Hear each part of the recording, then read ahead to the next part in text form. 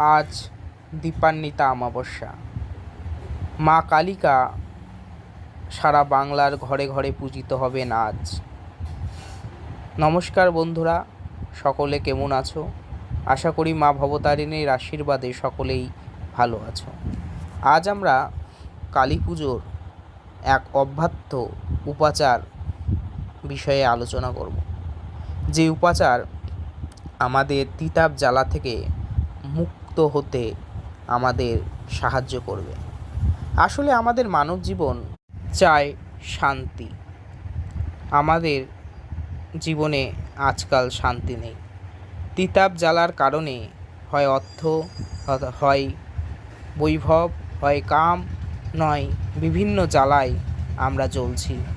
তিতাব জ্বালা, সাংসারিক অশান্তি, ভোগ, ক্লেশ, এর থেকে মুক্তি লাভের জন্য আজ মায়ের কাছে কি উপাচার করলে আমরা সেই জ্বালা যন্ত্রণা থেকে মুক্ত হতে পারবো, তাই আজ এই ভিডিওর মাধ্যমে তুলে ধরব।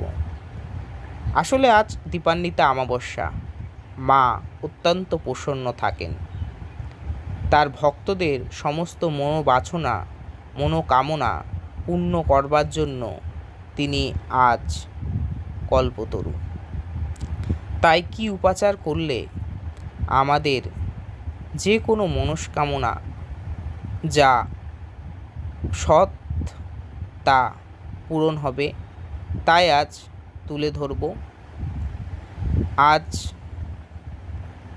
রাতে আমরা যদি পঞ্চমুখী জবা, অভাবে যে কোনো লাল জবা, সঙ্গে একটি বেলপত্র, সঙ্গে একটি শ্বেত অপরাজিতা ফুল দিয়ে মায়ের শ্রীচরণে অর্পণ করে আমাদের যে জাগতিক দুঃখ কষ্ট তা মুক্তির জন্য মায়ের কাছে প্রার্থনা করতে পারি, তাহলে মা সেটি পূরণ করবেন।